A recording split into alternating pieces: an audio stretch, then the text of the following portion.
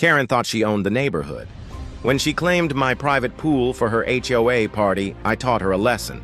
Saturday morning, I noticed balloons and tables being set up by my pool. Shockingly, Karen, the HOA president, smirked, declaring my pool was community property for her party. I reminded her I paid for it, but she ignored me entirely. Karen's guests arrived, blasting loud music. Strangers jumped into my pool, splashing water everywhere. My patience thinned as I watched from my porch. When I confronted her, Karen laughed arrogantly and threatened to fine me for disrupting community harmony. I warned Karen that her so-called rights meant nothing on my private land. She mocked me, calling me selfish. Furious, I quietly walked inside, planning a move she would never forget, a pool party she would regret forever. I turned off the pump, connected a hose, and began draining my pool. Slowly, the water level dropped. Karen and her guests, still drinking and laughing, didn't notice. My smirk widened as I waited for the chaos. An hour later, Karen's guests screamed when the pool was nearly empty. Angry and dripping wet, Karen stormed toward me, demanding answers. I calmly replied, "It's my pool, my rules." Her shocked face was worth every ounce of effort. Karen's shrill voice echoed across the yard. "You can't do this. This pool belongs to the HOA. I handed her the property deed with my name boldly printed across it. Her smug grin vanished instantly. Guests whispered among themselves, embarrassed to realize they'd crashed a private pool. Instead of apologizing, Karen doubled down.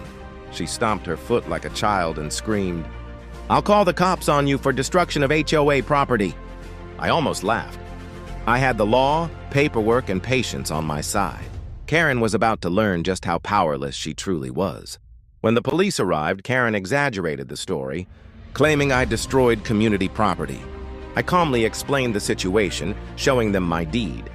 The officers smirked as Karen fumed, clearly embarrassed. "Ma'am, this is his private pool," one officer clarified. Karen's face turned red as guests began leaving. Instead of admitting defeat, she threatened lawsuits, saying, "You'll regret humiliating me." The officers shook their heads and advised her to leave. Karen, still furious, vowed revenge, but I wasn't worried. If she wanted a war, I'd fight with evidence, logic, and creativity. And I had plenty of both. The next morning, Karen plastered notices around the neighborhood, accusing me of selfishness and ruining community events. She even circulated fake HOA rules stating all amenities must be shared. Neighbors began asking questions, confused by her antics.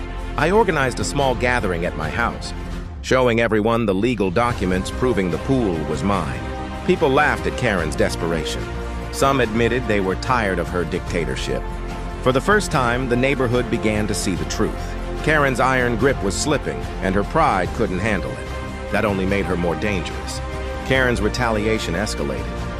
She filed multiple bogus complaints against me. Lawn too long, garbage cans placed incorrectly, even my car parked wrong. The HOA board, mostly her loyal followers, supported her crusade. I decided to fight fire with fire. Using my network, I gathered proof of her abuses.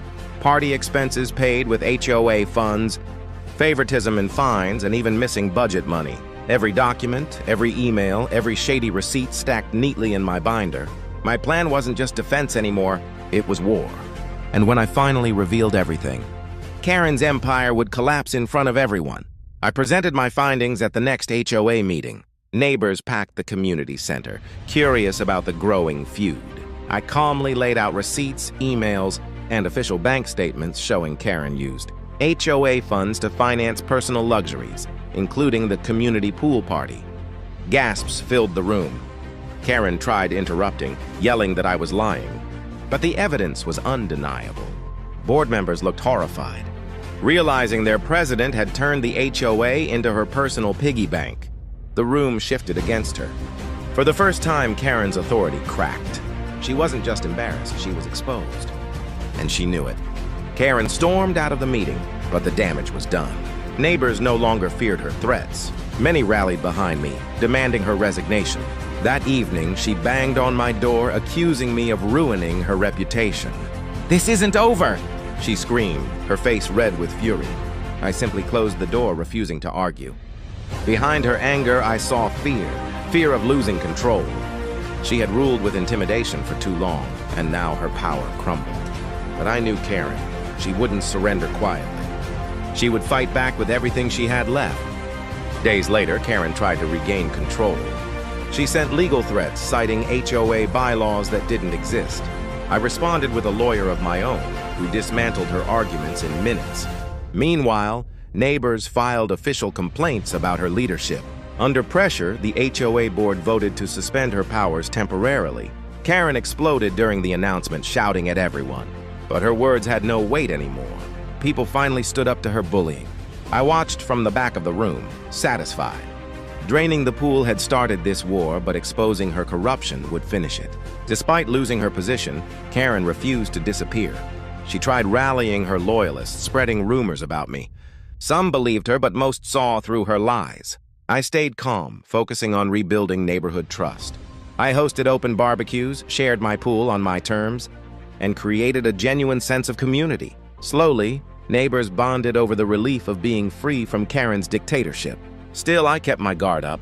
Someone like her doesn't vanish. She waits, schemes, and strikes when least expected. But this time, I was ready for anything she had left. Karen's final play came in the form of a lawsuit. She dragged me to court, accusing me of harassment and defamation. Her evidence? Non-existent. My evidence? Overwhelming, with receipts, testimonies, and police reports. The judge quickly dismissed her claims. Instead, Karen faced penalties for wasting the court's time. When the gavel struck, I knew it was over. Karen slumped in her seat, defeated. The neighborhood officially removed her from the HOA. My pool remained mine, and the community finally had peace. Ironically, draining the pool had drained her power too. Victory had never tasted sweeter.